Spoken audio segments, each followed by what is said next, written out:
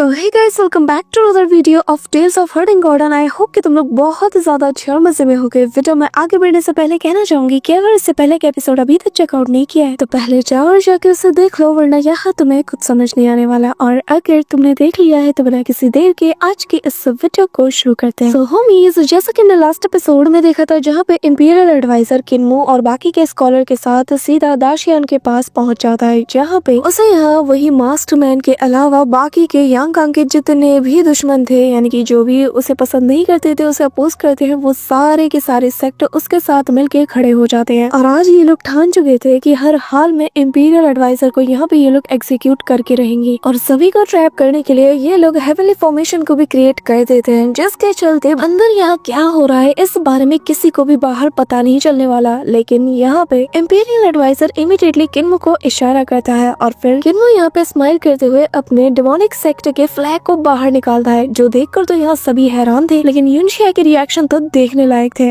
और अब आगे सो होमीज, हमारे इस एपिसोड के स्टार्टिंग में हम देखते हैं कि यहाँ पर हमें डेमोनिक सेक्ट के लोगों को दिखाया जाता है कि तभी डूकवे के पास भी एक बंदा खड़ा था और जैसे उनका इशारा पाता है और यहाँ पे वो उस फॉर्मेशन को देखता है तो ऑन द स्पॉट वहाँ से टेलीपोर्ट हो जाता है। इस दौरान हम यहाँ पर बड़े बड़े वॉरशिप्स को आता हुआ भी देखते हैं, साथ ही बहुत बड़े बड़े जायंट्स भी यहाँ पे मौजूद थे और यहाँ ये सभी पूरी फौज को लीड कर रहे थे। वहीं दूसरी तरफ जियाओनान के भी होश उड़ जाते हैं जब वो यहाँ दाशिया के अंदर बड़े बड़े बैनर्स को देख पाती है, और जो कि टेलीपोर्टेशन बैनर थे। और लिटरली यहाँ पर पूरे के पूरे इस एरिया को इन टेलीपोर्टेशन बैनर्स ने घेर लिया था और एक एक करके सारे यहाँ पे बाहर निकलने लगते हैं। और जब जियाओनान इसे देखती है तो वो समझ जाती है कि ये तो डेमोनिक सेक्ट का टेलीपोर्टेशन एरिया है। अब यहाँ एक एक करके सारे एक्टिवेट होने लगते हैं और साथ ही उन वॉरशिप के अंदर सिर्फ डेमोनिक सेक्ट के लोग मौजूद नहीं थे, बल्कि यहाँ पर यांग के भी काफी सारे आर्मी के लोग मौजूद थे। यहाँ पे हम देखते हैं कि डेमोनिक सेक्ट और इटर्नल पीस आर्मी इन दोनों ने हाथ मिला लिया था। ये देखकर तो जियाओनान के होश उड़ चुके थे। यहाँ पे हम देखते हैं कि फिर डेमोनिक सेक्ट के बाकी के लोग भी यहाँ पे आ जाते हैं और एक एक करके इनकी तादाद सैकड़ों में पहुंच चुकी थी और अब सभी लोग मिलकर यहाँ पे एक फॉर्मेशन को ट्रिगर कर देते हैं, जिसके चलते आसमान का रंग भी बदलता है। और जैसे ही फॉर्मेशन ट्रिगर होता है एक तेज रोशनी सीधा सामने मौजूद जायंट पैलेस पे गिरती है, जिसके ऊपर की बाकी लोग सवार थे। और अगले ही पल ये जो फॉर्मेशन था ये इन सभी को लेकर यहाँ से वैनिश हो जाता है। और ये देखकर जियाओनान समेत सभी लोग कहते हैं कि आखिर वो कहाँ गए, वो तो कम्प्लीटली वैनिश हो गए। यहाँ पे इससे पहले कि सभी लोग कुछ और समझ पाते ड्यूक वही आगे आता है और पूरी की पूरी आर्मी को इन पे चढ़ा के रख देता है। धनातन फायरिंग वो करता है, साथ ही यहाँ पर अपने सारे के सारे वॉरशिप्स को भी इन पर फायर करने का ऑर्डर देता है। चारों तरफ से हमले होने लगते हैं और फिर मैदान में उतरते हैं ये बड़े बड़े जायंट्स जो कि आर्मर पहने हुए थे और आते साथ ही यहाँ पर सीधा अपने कंधे से वॉल को तोड़ देते हैं, जिसके चलते वॉर के उस पार जितने भी ट्रेडर्स मौजूद थे और जितने भी सेक्ट के लोग थे वो सभी लोग इनके अंदर कुछ ले जाते हैं। यहाँ पे हम देखते हैं कि डेमोनिक सेक्ट के बाकी के लोग भी मैदान में उतरते हैं। वहीं दूसरी तरफ इटर्नल पीस आर्मी तो अपना जलवा दिखाई रही थी, लिटरली वो किसी को छोड़ ही नहीं रही थी। उनके सामने जो भी आ रहा था वो उन्हें तोप के गोले से भून के रख देती है। इस दौरान इनकी तरफ से जो भी फाइट करने को आता है तो सामने से इनके ऊपर 1000 स्वॉर्ड से हमला किया जाता है। उनके बर्ड समेत उनके जितने भी लोग थे वो ऑन द स्पॉट इसी से एलिमिनेट हो जाते हैं। और ऐसा ये लोग इन्हें घेर के मार रहे थे कि इन्हें बचने का मौका तक नहीं मिलता। यहाँ पर इनके जो सेक्टर लीडर्स थे उनके डिवाइन फिगर्स भी यहाँ पे कुछ नहीं कर पा रहे थे, क्योंकि यहाँ पर जो ग्राउंड में सोल्जर्स मौजूद थे वो सभी लोगों ने उन्हें बहुत बुरी तरीके से इंजर्ड कर दिया था। इस दौरान जो बाकी के सेक्ट लीडर्स थे और यहाँ पे वो मास्टरमैन और वो जो बाकी के 3 ओल्ड एरा के कल्टिवेटर्स थे, उन सभी को समेत ये टावर को ये लोग अलग ही जगह पर टेलीपोर्ट कर देते हैं, जहाँ पर सभी आते साथ ही कहते हैं कि ये तो वाकई में डेमोनिक सेक्ट का टेलीपोर्टेशन है। यहाँ पे सभी कह रहे थे कि आखिर ऐसा कैसे हो सकता है, डेमोनिक सेक्ट इनका साथ कैसे दे सकता है, वो तो काफी ज्यादा न्यूट्रल है। जिस पे किन्मो आगे आता है और कहने लगता है कि मेरा सेक्ट अगर सही का साथ दे रहा है तो मुझे इसमें कोई भी दिक्कत नहीं। अब क्योंकि किन्मो डेमोनिक सेक्ट का लीडर है तो भाई साहब उसकी बातों में ना एक अलग ही पावर थी। सभी लोग यहाँ पे अलर्ट हो जाते हैं और ये देखकर ये पूरी तरीके से शॉक थे कि ऐसा कैसे हो सकता है। यहाँ पे हम देखते हैं कि पूरे के पूरे इनके टावर समेत आसपास के इलाके को जो डेमोनिक सेक्ट के लोग हैं इन लोगों ने कवर करके रख लिया था। और इसके आसपास ही जो इटर्नल पीस की वॉरशिप है यानी कि इंपीरियल एडवाइजर की आर्मी वो यहाँ पे तैनात थी। अब यहाँ पर इनमें से एक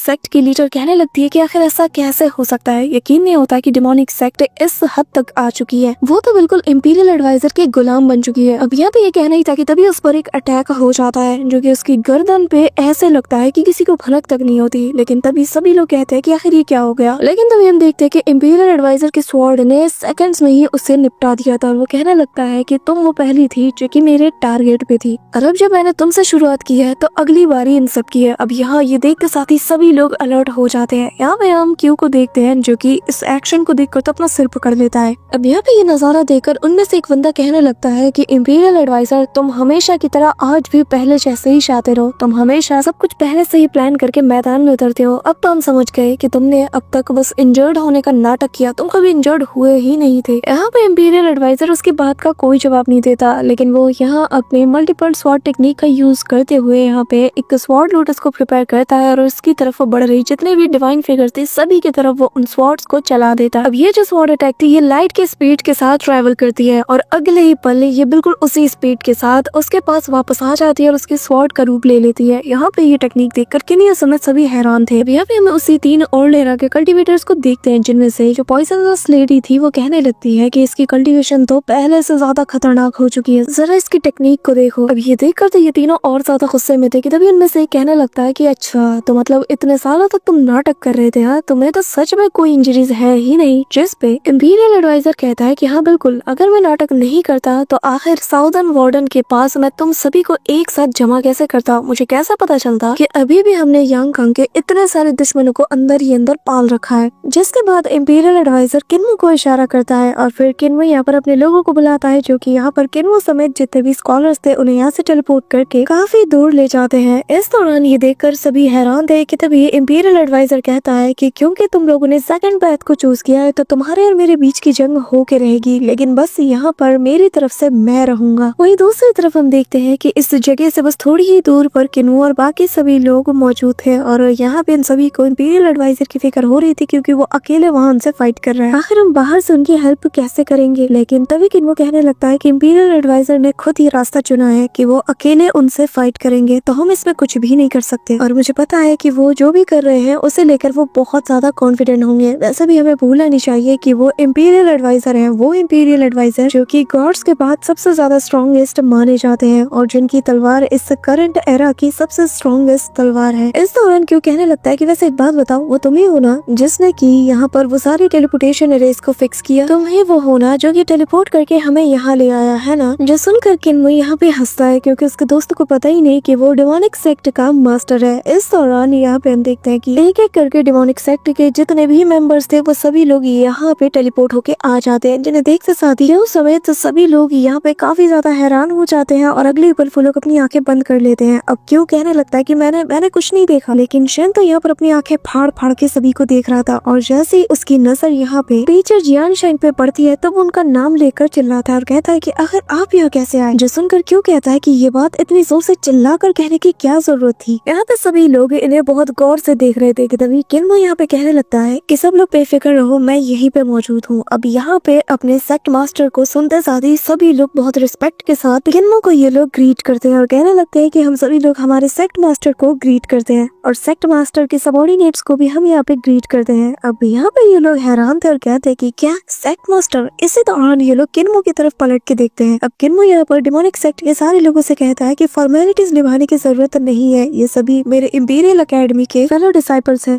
और उन्होंने तो बस गलती से कुछ ऐसी चीजें देख ली हैं जो कि उन्हें देखनी नहीं चाहिए थी, लेकिन ये लोग बेगुनाह है, इन्होंने जानबूझ के कुछ भी नहीं किया। कि तभी क्यों सीरियस टोन के साथ कहने लगता है कि लेकिन ये अब जबकि सिक्योरिटी का एक मैटर बन चुका है तो क्यों ना तुम सभी लोग मेरे हेवनली डीमन सेक्ट को ज्वाइन कर लो। ये कहते हुए वुलिन और किन्मू दोनों ही स्माइल करते हैं। अब यहाँ पे मास्टर जियान शान को देखते हैं जो कि अपनी तलवार को आगे निकाल कर इन्हीं की तरफ बढ़ रहा था, जो देखकर तो सभी का गला सूख जाता है। किन्मू आगे कहता है कि जरा इनसे प्यार से पूछो कि ये हमारे सेक्टर को ज्वाइन करना चाहते हैं या नहीं, अगर ये लोग मना करते हैं तो इसी घाटी में इन लोगों को निपटा देना। यहाँ पे हम देखते हैं कि किन्मू का वो ग्रीन ऑक्स भी उसे घेर लेता है और क्यों जैसे किन्मू के मुंह से ये बात सुनता है तो उसकी सांसें अटक जाती हैं, लेकिन तब तक मास्टर जियान उसके करीब आ चुके थे और जैसे ही वो उन्हें देखता है तो उसका गला सूख चुका था और वो डरते हुए कहता है कि प्लीज मेरे करीब मत आओ, मैं तो पहले से ही हेवनली डीमन सेक्ट का एक मेंबर हूँ, प्लीज प्लीज मुझे मत मारो। अब यहाँ पे शन कहने लगता है कि क्योंकि junior uncle master already imperial advisor की हेल्प कर रहे हैं तो इसका मतलब ये है जो हेवनली डीमन सेक्ट है वो हमारे एकेडमी और यांग कांग के साथ है, तो इसलिए मुझे कोई मसला नहीं और मुझे इस सेक्ट को ज्वाइन करने में कोई इशू नहीं। इस दौरान हम भी यहाँ पर इन्हीं लोगों को कॉपी करते कहते हैं कि हाँ मैं और ये जो बंदा दिख रहा है ना, हम दोनों ही मिलकर तुम्हें ज्वाइन करते हैं। जिसके बाद वो युनशिया के पास जाती है और कहने लगती है कि आखिर तुम क्या सोच रही हो, तुम्हें जल्द से जल्द हाँ कहना ही होगा। तभी युनशिया यहाँ पे थोड़ा सा शर्माती हुई कहती है कि सीनियर सिस्टर शायद आप आपको पता नहीं, लेकिन मैं ऑलरेडी हेवनली डीमन सेक्ट की सेंट्रेस हूँ। बस फिर क्या, यहाँ पे ये सुनना ही था कि सबके मुंह ऐसे खुले के खुले रह जाते हैं और ये लोग एक दूसरे को घूरते हुए किन्मो की तरफ देखते हैं कि यार ये बंदा कितना बड़ा वाला छुपा रुस्तम है। इस दौरान हम इंपीरियल एडवाइजर को देखते हैं, जहाँ पर वो उन सभी से कहने लगता है कि तुम लोग चाहते थे कि मैं यहाँ पर अकेले आऊँ, तो लो आज मैं यहाँ पर अकेले मौजूद हूँ। तुम लोगों ने तो मुझे हराने के लिए आपस में हाथ भी मिला लिया, तो अब क्या हुआ? आखिर तुम लोगों को किस बात का डर है कि तुम लोग मुझ पे स्ट्राइक करने से डर रहे हो? इस दौरान हम किन्मो को देखते हैं जो कि सारा नजारा दूर से ही देख रहा था कि तभी शेन उसके पास आकर कहने लगता है कि जूनियर अंकल किन, अब जबकि इंपीरियल एडवाइजर वहाँ पर अकेले हैं, तो क्या हमें हमारे डिमोनिक सेक्ट से कुछ एक्सपर्ट को उनकी हेल्प के लिए भेजना चाहिए? जिसमें किन्मो खामोश होता है और फिर इनके सामने खड़े होते हुए कहता है कि हमारा काम बस इतना था कि हम इंपीरियल एडवाइजर के लिए एक ओपनिंग को क्रिएट करें, जो हमने बहुत अच्छे से कर दिया है। अभी ये सब कुछ इंपीरियल एडवाइजर पे डिपेंड करेगा कि आखिर वो क्या करना चाहते हैं। यहाँ पे किन्मो मन में कहता है कि हालांकि हमारे सडन अपीयर से इन लोगों के होश तो उड़ गए होंगे और इंपीरियल एडवाइजर जैसे इतने महान शख्स के लिए 1 सेकंड का डिले भी किसी बहुत बड़ी अपॉर्चुनिटी से कम नहीं है। इस दौरान किन्मो अपनी डिवाइन आइज से बैटल को देखने की कोशिश करता है, लेकिन वो उस हेवनली स्पिरिचुअल फॉर्मेशन के आगे बिल्कुल भी नहीं देख पाता, जिसके चलते वो समझ जाता है कि बैटल काफी ज्यादा तगड़ा वाला अंदर चल रहा है। अब यहाँ पे किन्मो कहने लगता है कि शायद मुझे मेरी ग्रीन हेवी आइज का यूज करना चाहिए, शायद मैं उनके जरिए से आर पार देख पाऊँ। अब वो इन्हें एक्टिवेट करता है और इन्हें एक्टिवेट करते साथ ही उसके सामने उसके डिवाइन आइज के साथ ये फ्यूज होते हुए उसके विजन को क्लियर करने लगती है, लेकिन इतना ज्यादा प्रेशर उस पर पड़ रहा था कि किन्मो अपनी आंखों को भी खोल नहीं पाता। साथ ही उसे काफी ज्यादा पेन भी होने लगता है, उसका सिर घूमता है। वो कहने लगता है कि शायद मेरा कल्टीवेशन रियलम ज्यादा हाई नहीं है, इसी वजह से मैं इसे ज्यादा देर तक यूज नहीं कर पाऊंगा। यहाँ पे किन्मो जैसे इसे डीएक्टिवेट करने वाला था कि तभी यहाँ पर उसे फील होता है कि उसके विजन पहले से ज्यादा क्लियर होने लगे हैं। उसका सिर घूम तो रहा था, लेकिन तभी किन्मो यहाँ पर उस हेवनली फॉर्मेशन के आर पार जैसे देखने लगता है और उससे भी यकीन नहीं हो रहा था कि फाइनली मैं इसके आर पार इसके थ्रू क्लियरली देख पा रहा हूँ। और जहाँ पे वो देखता है कि इंपीरियल एडवाइजर तो 1 मैन आर्मी की तरह यहाँ पर सभी को धूल चटा रहे थे। वो लिटरली बस अपनी जगह से हिलते भी नहीं और अपनी स्वॉर्ड से कितने लोगों को निपटा चुके थे। यहाँ पर हम देखते हैं कि एक सेक्ट मास्टर अपने डिवाइन फिगर से उसके ऊपर पाम अटैक करने को चाहता है, लेकिन यहाँ पर उनका स्वॉर्ड ही उसके पूरे के पूरे डिवाइन फिगर को निपटा देता है और साथ ही सामने वाला बंदा जो कि यहाँ पे शैडो क्लोन्स को बनाकर उस पर हमला करता है, इंपीरियल एडवाइजर उसे भी निपटा देता है। और ये सारा बैटल किन्मो यहाँ पे देख रहा था और वो भी हैरान था कि मैंने तो किसी टाइप के ग्रीन हेवेंस के रून फॉर्मेशन को फॉर्म भी नहीं किया, आखिर मैं इतना क्लियरली इस फॉर्मेशन के आर पार कैसे देख पा रहा हूँ? कि तभी यहाँ पे किन्मो समझ जाता है कि कोई और उसकी नजरों को यूज करके इस बैटल को ऑब्जर्व कर रहा है। अब यहाँ पे किन्मो का पहला शक जाता है वही डीमन किंग दूतियान पे, कहता है कि कहीं उसने अपने कॉन्शियसनेस का एक छोटा सा हिस्सा मेरे अंदर छोड़ तो नहीं दिया, और बेहतर यही होगा कि मैं फिलहाल के लिए ऐसे नाटक करूँ जैसे कि मुझे किसी बात का अंदाजा ही नहीं। अब यहाँ पे वो बैटल को ऑब्जर्व करता है, जहाँ पे हम देखते हैं कि इंपीरियल एडवाइजर इन सब की बचा रहा था और वो अपनी स्वॉर्ड टेक्निक का इतनी बखूबी तरीके से यूज कर रहा था कि किन्मो और बाकी सब लोग दूर से इसे देख के समझ जाते हैं कि भाई अंदर बहुत तगड़ी वाली बैटल चल रही है। इस दौरान वही पॉइजनस लेडी आगे आती है और वो अपने इंसेक्ट कंट्रोलिंग आर्ट का यूज करते हुए इसकी तरफ काफी पॉइजनस क्रिएचर को छोड़ देती है, जिसे देखकर इंपीरियल एडवाइजर कहने लगता है कि इससे फर्क नहीं पड़ता कि तुमने इसे कितने बखूबी तरीके से प्रैक्टिस किया है, लेकिन क्योंकि ये इंटरनल ऑब्जेक्ट पे रिलाई करता है तो मैं आसानी से इसे मिटा सकता हूँ। ये कहते साथ ही वो 1000 स्वॉर्ड स्लैश अटैक से उसे पूरी तरीके से निपटा देता है। इस दौरान अब उसी स्वॉर्ड्समैन की बारी थी और वो यहाँ पे आते साथ उस पे कमाल की स्वॉर्ड स्ट्राइक करता है, लेकिन इंपीरियल एडवाइजर तो फिर इंपीरियल एडवाइजर है। वो उसके अटैक को रोकते हुए कहता है कि तुम्हारी स्वॉर्ड्समैन स्किल कमाल की है, लेकिन अभी भी तुम उन्हीं 14 बेसिक फॉर्म्स का यूज करते हो और जो कि समय रहते काफी ज्यादा पुराना हो चुका है। ये कहते साथ ही वो उसके पेट में एक जोरदार अटैक करके उसे भी पटक देता है और बचा कुचा काम वो अपनी स्वॉर्ड से कर देता है, जहाँ पे सिंगल स्ट्राइक से ही वो उसे मार चुका था। इसी के साथ इंपीरियल एडवाइजर की सटक चुकी थी, वो यहाँ पर इन सभी पे कहर बन के टूटता है और कुछ ही देर में आधे से ज्यादा लोगों को ये यहाँ पे मार चुका था। अब यहाँ पे कॉर्प्स इमोर्टल सेक्ट का बंदा उन पे अटैक करने के लिए आगे बढ़ता है, लेकिन इंपीरियल एडवाइजर ऐसी स्वॉर्ड नचाता है ना कि उसके सारे के सारे जो ज़ॉम्बी सोल्जर्स थे उन सभी को निपटाते हुए इसकी गर्दन उड़ा देता है और कहता है कि तुम्हारे जैसे क्रिएचर को तो सबसे पहले मारा जाना चाहिए, जो कि आम लोगों को रिफाइन करके उन्हें ज़ॉम्बी आर्मी में ट्रांसफॉर्म करता है। अभी यहाँ पे 9 नीदर सेक्ट का मास्टर आता है, वो यहाँ पर अपनी सारी टेक्निक का यूज करते हुए इंपीरियल एडवाइजर पे टूटता है, लेकिन इंपीरियल एडवाइजर तो अपने स्वॉर्ड से उसे बीच से काटते हुए उसके लोगों को निपटा देता है और कहने लगता है कि तुम्हारी हिम्मत कैसी मेरे इंपीरियल एकेडमी के स्कॉलर्स को हार्म पहुंचाने की। अब यहाँ उसके सारे लोगों को निपटाने के बाद वो बाकियों की तरफ बढ़ता है। अब यहाँ सभी लोग उस पर अपने स्वॉर्ड स्लैश अटैक करते हैं, लेकिन इंपीरियल एडवाइजर तो एक झटके में सभी की ब्लेड्स तोड़ देता है। अब बारी थी यहाँ उसी जनरल की, जो कि इंपीरियल एडवाइजर पे अपनी स्वॉर्ड से हमला करता है, लेकिन उसकी स्वॉर्ड को तो वो अपनी 2 फिंगर से रोकते हुए इसे तोड़ देता है और कहता है कि तुमसे मेरी काफी सारी उम्मीदें थी, लेकिन तुमने भी मुझे तुझे धोखा दिया। ये कहते हुए वो उसकी गर्दन को ही उड़ा देता है। इस दौरान धर्मा किंग इसे देखकर सीधा इंपीरियल एडवाइजर पे टूट पड़ता है। उसकी धर्मा फॉर्मेशन को देखकर इंपीरियल एडवाइजर अपनी जायंट सी गोल्डन स्वॉर्ड को समन करता है और यहाँ उसके मल्टीपल क्लोन्स बनाकर एक के बाद एक इतनी धारदार तलवार को सीधा उसके ऊपर लैंड कराता है और कहता है कि तुम में और कॉर्प्स एक्ट में कोई अंतर नहीं, तुम लोग बस अपने फायदे के लिए आम लोगों की जान के साथ खेलते हो।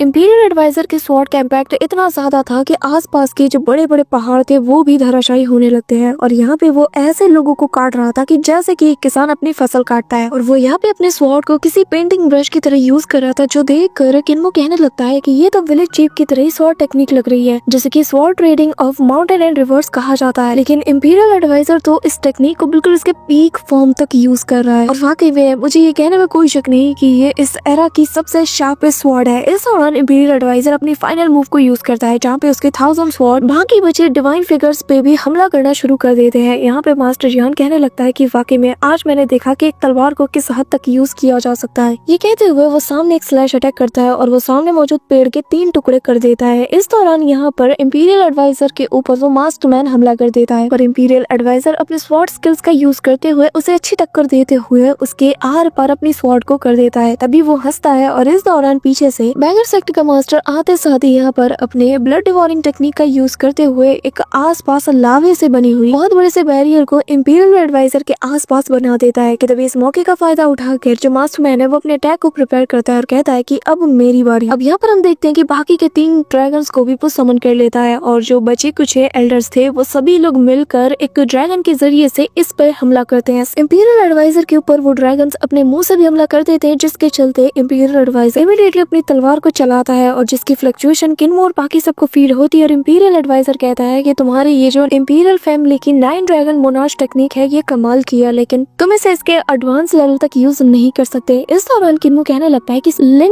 लिंग रॉयल फैमिली के जो मेंबर्स हैं सिर्फ वही इस टेक्निक को कल्टीवेट कर सकते हैं और इसके ट्रू ड्रैगन फॉर्म को मैनिफेस्ट कर सकते हैं। आखिर इस मास्क के पीछे छुपे चेहरे की ट्रू आइडेंटिटी क्या है? इतनी बड़ी प्लानिंग की, सारे रेबेलियंस को एक जगह इकट्ठा किया और अपनी जान को दाशियांग में रिस्क में डालने के लिए भी ये राजी हो गया। आखिर ये कौन है? इस दौरान इंपीरियल एडवाइजर अपनी जायंट स्वॉर्ड से इस मास्टरमैन के ऊपर हमला कर देता है, लेकिन वो यहाँ पर अपने गोल्डन वेल पगोड़ा का यूज करते हुए खुद की जान बचा लेता है और फुल फोर्स के साथ उस स्वॉर्ड को काउंटर करने की कोशिश करता है। और तब तक ये स्वॉर्ड उसके शील्ड को भेदते हुए बिल्कुल उसके सिर पे जाने वाली थी कि तभी यहाँ पे एक शील्ड एक्टिवेट हो जाता है और जैसे इंपीरियल एडवाइजर पीछे पलटता है तो यहाँ पे बुद्धा का एक जायंट सा फिगर हमें दिखाया जाता है, जो कि इसी ओर बढ़ा चला आ रहा था और सभी लोग ये देखकर दंग रह जाते हैं कि आखिर ये चीज क्या है। लेकिन हम देखते हैं कि यहाँ पर उस बुद्धा के फिगर के साथ साथ काफी सारे मिस्टीरियस से लोग इसी ओर बढ़ रहे थे और अब इस राज का जवाब तो हमें नेक्स्ट एपिसोड में पता चलेगा। So that's it for today guys. I hope कि तुम सबको आज की वीडियो काफी ज्यादा पसंद आई होगी। अगर हाँ तो वीडियो को लाइक करना, चैनल पर नए हो तो सब्सक्राइब करना। तो मिलते हैं नेक्स्ट वीडियो में, तब तक के लिए बाय।